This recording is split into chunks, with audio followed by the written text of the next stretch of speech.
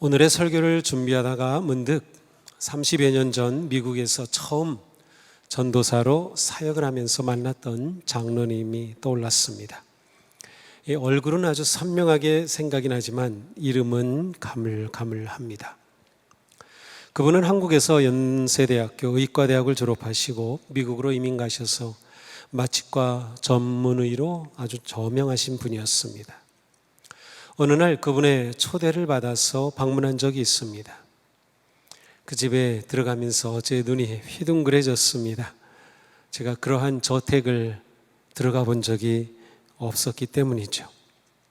화장실에 들어갔더니 아주 정교한 타일로 예술 같은 작품이 벽에 붙어 있고 제가 사는 안방보다도 더 넓은 화장실이었어요. 화장실에서 나오기가 싫더라고요. 그렇게 정말 좋은 집에서 사는 분. 사모님 또한 권사님으로 아름다우시고 인품도 좋은 분이셨습니다. 그 장로님 부부는 많은 사람의 존경을 받고 또 부러워하는 분이셨어요. 누가 봐도 행복할 수밖에 없는 그러한 부부였습니다. 하지만 그날 장로님이 저에게 전해주신 이야기는 너무도 가슴 아픈 이야기였습니다. 그분에게는 딸과 아들이 있었는데 딸은 고등학교 때까지 모범생이었고 공부도 아주 잘해서 최고의 명문대학에 입학했습니다. 하지만 대학에 입학한 후에 심한 우울증에 시달리면서 학업을 중단했고 수없이 자살을 시도하는 위기를 겪고 계셨습니다. 고등학생이던 아들은 마약에 중독돼가지고 그 좋은 환경에도 불구하고 과연 인간다운 삶을 살 수 있을지 걱정스러울 정도로 심각한 상황이었습니다. 눈물을 흘리며 이야기하시던 그 모습이 지금도 선합니다. 이 장로님은 주일에 대표 기도를 하시게 되면 울음으로 시작해서 울음으로 끝나셨어요. 간절히 기도하시던 장로님.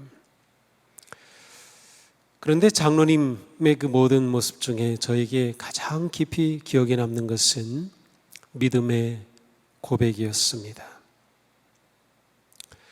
장로님은 자녀들로 인해서 힘겨운 시간을 보내고 계셨지만 그 고통은 가시처럼 자신을 쿡쿡 찔러서 성공과 교만과 풍요와 안락의 늪으로 빠지지 않도록 정신 차리게 해주는 하나님의 은혜라고 하시면서 자신은 그 은혜로 산다고 하셨습니다. 인생의 가시라는 그 표현이 오늘 말씀과 연결이 되면서 그분이 갑자기 떠오른 것 같습니다. 가만 생각해 보면 가시 없는 사람은 없을 것 같습니다. 가시는 물고기에만 있는 것이 아니라 사람에게도 있습니다. 오늘의 말씀을 기록한 사도 바울도 자신의 가시를 고백하였습니다. 바울은 그 당시 최고의 학자였던 가말리엘의 문화생이었으며 바리새인 중에 바리새인이었으며 세계를 지배하던 로마 제국의 시민권을 가지고 있었고 보통 사람은 경험하지 못한 놀라운 영적 신비 체험을 많이 하였습니다. 누구도 따를 수 없는 선교사요, 신학자요, 사도였습니다. 바울은 누구도 견딜 수 없는 스펙을 자랑할 만한 사람이었습니다. 그런데 이렇게 훌륭하고 흠모할 만한 바울 사도는 하나님이 자신에게 가시를 주셨다고 고백합니다. 얼마나 고통스럽게 찔렀으면 가시라는 표현을 사용했을까요? 우리는 그 가시가 구체적으로 무엇인지는 알 수 없지만 아마도 안질과 관계된 것이 아닌가, 눈과 관계된 것이 아닌가 추측합니다. 왜냐하면 갈라디아서 4장 15절에 보면 갈라디아 성도들에게 여러분은 나를 위해 눈이라도 빼어 주었을 것입니다 라고 말하기도 하고요, 내 손으로 이렇게 큰 글씨를 쓴 것을 보십시오. 그래서 바울이 특별히 글씨를 크게 썼음을 또 말하고 있어요. 그리고 우리가 잘 알듯 바울은 다메섹 도상에서 부활의 주님을 만날 때 강렬한 빛 앞에 그는 눈이 멀었었습니다. 아마도 그 후유증으로 인해서 그의 눈에 문제가 있었던 것이 아닌가 생각합니다. 가시는 바울의 선교 사역에 큰 걸림돌이었습니다. 그래서 바울은 그 가시를 없애달라고 3번씩이나 작정하고 하나님께 간구했습니다. 그러나 능력의 사도 바울의 간절한 기도에도 불구하고 그의 육체의 가시는 전혀 사라지지 않았습니다. 한 해를 마무리하면서 지난 한 해 동안 저 또한 저의 목회에서 가장 큰 걸림돌이 무엇인지를 생각해 봤습니다. 그리고 알아냈습니다. 제 목회의 가장 큰 걸림돌은 바로 저 자신이었습니다. 제 속에 많은 가시가 있습니다. 훌륭한 목회에는 맞지 않는 성격과 제 기질도 있고요. 단점과 부족한 점들이 있습니다. 때로는 깨지고 상처났던 내면도 있고 한없는 연약함, 숨은 죄들이 있습니다. 제 자신이 가시나무처럼 느껴지기도 했습니다. 요나처럼 저 먼 다시스로 도망가고 싶다고 생각도 들었습니다. 이렇게 저 자신을 돌아보면서 오늘의 말씀을 읽게 되었는데 이 말씀은 제가 50번 이상 읽었겠지요. 그리고 한 번도 거저 그냥 지나친 적은 없을 것입니다. 하지만 이번에는 더 은혜롭게 다가왔습니다. 바울도 육체의 가시라는 큰 장애물이 있어서 힘들어하였구나. 그것이 없어지기를 간절히 기도하였구나.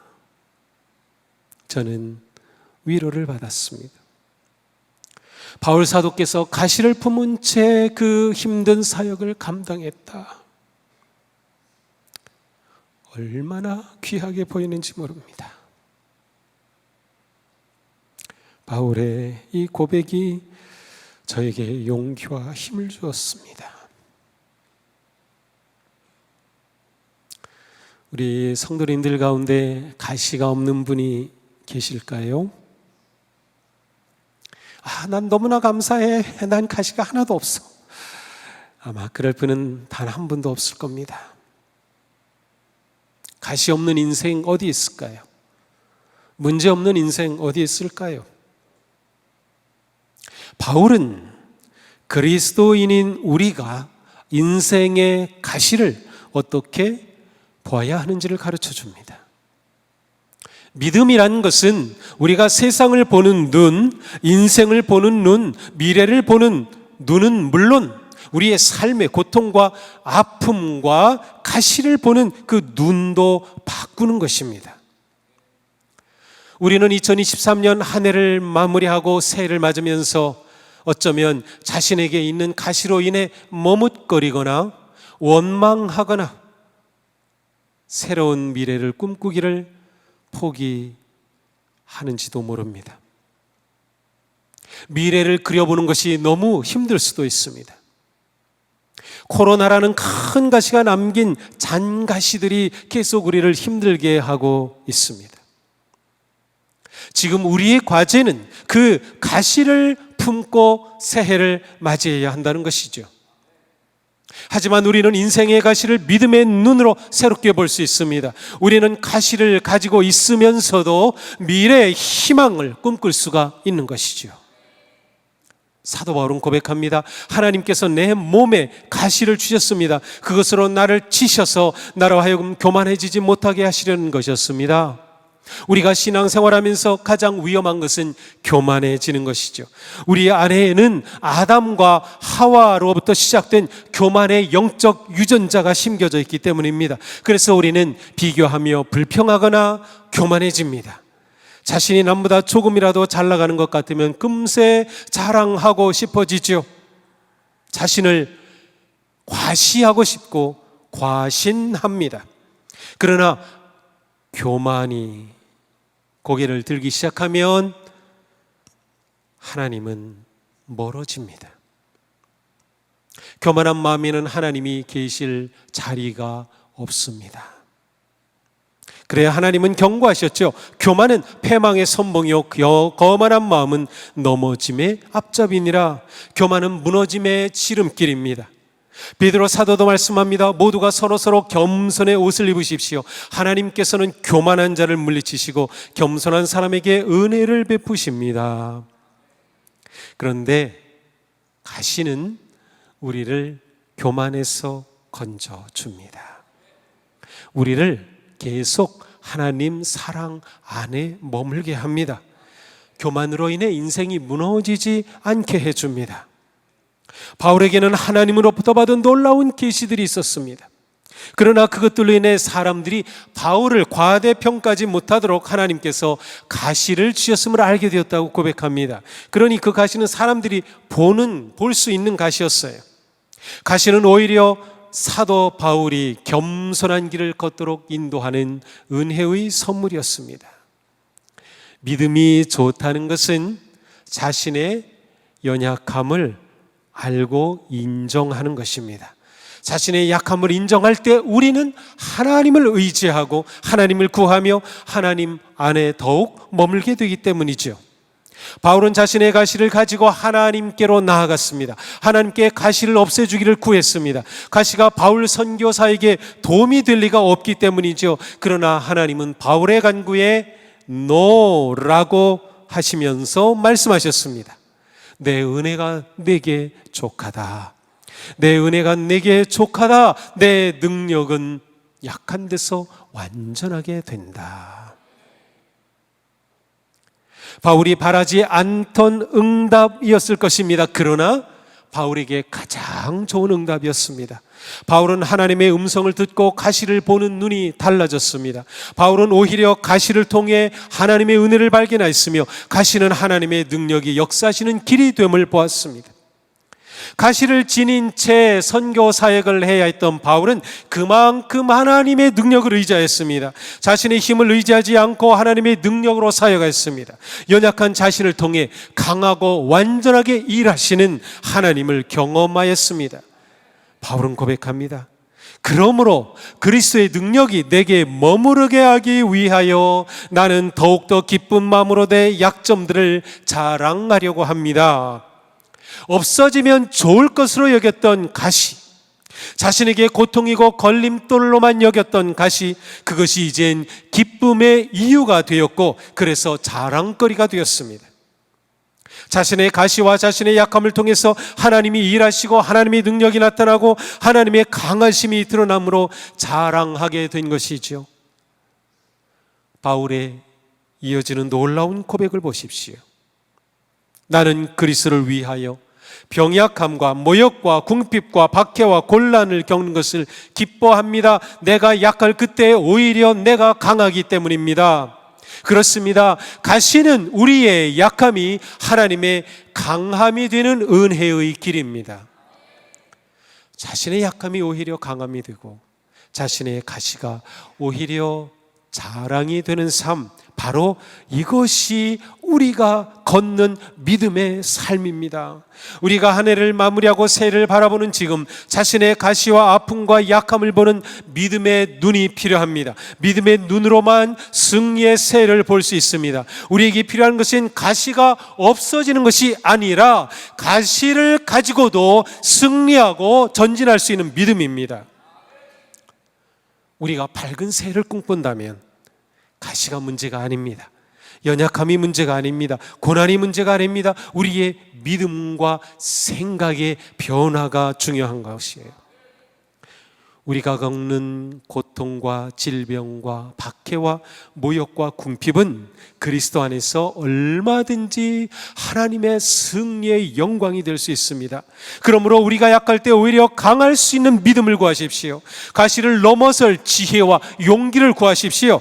가시보다 큰 것을 구하십시오. 이것이 그리스도 안에서 사는 삶입니다. 사도 바울의 유명한 고백이 있죠. 함께 읽어볼까요? 나는 그리스도와 함께 십자가에 못 박혔습니다. 이제 사는 것은 내가 아닙니다. 그리스도께서 내 안에서 사십니다. 내가 지금 육신 안에서 사는 삶은 나를 사랑하셔서 나를 위하여 자신을 내어주신 하나님의 아들을 믿는 믿음 안에서 사는 것입니다. 아멘. 이 놀라운 고백은 가시를 통해 연단되고 깊어진 믿음의 고백입니다. 가시와 고난이 가져온 영적 성장의 고백입니다. 그러니 누가 강한 사람입니까? 자신의 약함을 알고 하나님을 의지하는 사람입니다. 누가 행복한 사람입니까? 자신의 가시의 비밀을 깨닫고 오히려 가시를 감사하며 자랑할 수 있는 사람입니다. 바울은 가시를 사탄의 하수인이라고 하였으니 가시를 감사하고 하나님의 은혜가 족함을 감사하는 사람은 사탄도 어찌할 수가 없습니다. 바울에게는 가시가 기도가 되었고 기도는 은혜가 되었습니다. 바울은 자신의 육체의 가시에 담긴 하나님의 뜻을 발견했습니다. 이것이 신앙생활입니다. 내가 약할 때는 강하신 하나님이 일하실 때입니다. 내가 무지할 때는 하나님의 지혜가 나타날 때입니다. 내가 무능할 때는 하나님의 능력이 나타날 때입니다. 내가 내려놓을 때 하나님이 잡으십니다. 내게 있는 가시는 은혜의 삶의 열쇠가 됩니다. 그리스도 안에서 믿음으로 사는 성도의 행복과 불행을 결정하는 것은 외적인 조건이나 여건이나 환경이나 상황이 아니라 그런 조건을 보는 내적인 믿음의 생각과 마음입니다. 가시는 분명 우리를 괴롭힙니다. 우리를 아프게 합니다. 없으면 100번 좋을 것입니다. 그러나 바로 그 가시가 우리에게 은혜의 소망과 기쁨이 될 수 있습니다. 우리는 고난을 겪으면 묻죠. 왜 내게 이런 일이 일어날까? 바로 이때는 우리의 믿음이 작동해야 할 때입니다. 비록 이유를 모른다 하더라도 모든 역경 속에는 하나님의 섭리가 담겨 있음을 믿는 파리파리의 믿음이 있어야 합니다. 파리파리의 믿음, 로마서 8장 28절의 믿음입니다. 함께 읽겠습니다. 우리는 하나님을 사랑하는 사람들 곧 하나님의 뜻대로 부르심을 받은 사람들에게는 모든 일이 서로 협력해서 선을 이룬다는 것을 압니다. 아멘. 그렇습니다. 바울 사도는 이렇게도 말씀했습니다. 하나님은 온갖 환난 가운데서 우리를 위로하여 주시는 분이십니다. 따라서 우리가 하나님께 받는 그 위로로 우리도 온갖 환난을 당하는 사람들을 위로할 수 있습니다. 환난 가운데 가시를 통해 은혜를 경험한 성도는 그 은혜로 다른 사람들을 섬길 수 있다는 말씀이에요. 하나님께는 아무것도 허비함이 없으십니다. 우리의 가시와 역경은 우리의 사명이 될 수 있습니다. 하나님은 가시를 통하여 우리의 삶의 목적과 의미를, 가치를 찾게 하십니다. 우리는 고난을 통해 다른 사람을 더 잘 이해할 수 있게 됩니다. 아파본 사람이 아픈 사람을 압니다. 실패한 사람이 실패한 사람을 잘 압니다. 싱글맘은 싱글맘의 어려움과 짐을 너무나도 잘 알고 이해하고 격려할 수 있습니다. 우리는 우리의 가시를 통해 진정한 위로와 구체적인 격려를 해줄 수 있습니다. 사도 바울은 육체의 가시를 통하여 연약한 인생을 깊이 알게 되었으며 연약한 사람들을 이해하게 되었고 그의 목회는 연약함에서 오는 진정한 사랑과 섬김의 목회, 하나님을 의지하는 능력의 목회가 될 수 있었습니다. 가시가 사명이 되었습니다. 사랑하는 성도 여러분, 자신의 가시가 불행의 원인이라고 생각했습니까? 가시 때문에 실패했다고 생각하십니까? 가시가 원망스럽습니까? 가시 속에 숨어있는 하나님의 은혜를 발견하시기 바랍니다. 가시가 감사가 될 수 있기를 축복합니다. 가시에 담긴 하나님의 뜻을 발견하기를 축복합니다. 가시가 새해를 맞이하는 우리의 삶의 승리의 디딤돌이 되기를 축복합니다. 가시가 오히려 내가 하나님의 사랑을 받고 있다는 증거가 되기를 축복합니다. 성경에 나오는 훌륭한 믿음의 선조들은 모두 가시를 하나님의 은혜로 보았으며 가시 속에 담긴 섭리를 통해 하나님의 뜻을 이루는 기회로 삼았습니다. 아브라함은 아들이 없었던 가시, 아니 주신 아들을 하나님께 바쳐야 했던 그 가시를 통해 믿음의 조상이 되었습니다. 모세는 살인자의 멍에를 메고 애굽의 왕궁의 부귀와 영화를 포기해야만 했던 그 가시를 통해 민족을 구원하고 해방하는 위대한 지도자가 되었습니다. 요셉은 형들로부터 버림받은 지울 수 없는 마음의 상처의 가시를 통해 오히려 그 집안을 구원했습니다. 다니엘은 바벨론의 포로가 되고 끊임없는 시련을 만났지만 믿음을 지킴으로 위대한 하나님의 증인이 되었습니다. 베드로는 예수님을 3번이나 모른다고 부인하였던 가시를 거울 삼아 주님을 위해 십자가를 거꾸로 지고 순교한 위대한 제자가 되었습니다. 우리의 주님이신 예수님은 할 수만 있으면 피하기를 원하셨던 십자가의 그 죽음의 가시를 통해 인류 구속의 역사를 이루셨으며 부활과 승리의 영광을 가져오셨습니다. 사랑하는 성도 여러분, 자신에게 있는 가시가 무엇입니까? 그 가시를 넘어 새해의 소망과 승리를 꿈꾸기를 축복합니다. 가시가 선물이 되기를 축복합니다. 가시가 은혜의 길이 되기를 축복합니다. 가시가 있는 곳에 하나님의 사랑과 섭리가 있습니다. 가시가 있는 곳에 소망이 있습니다. 가시가 있는 곳에 새 창조의 역사가 있습니다. 내 은혜가 내게 족하다. 이는 내 능력이 약한 데서 온전하여 짐이니라. 주님의 이 음성이 오늘 여러분의 가슴에 심겨지기를 축복합니다. 내 은혜가 내게 족하다. 이 놀라운 주님의 음성을 품고 영광의 새해를 맞이하는 우리 모두가 되기를 주님의 이름으로 축복합니다.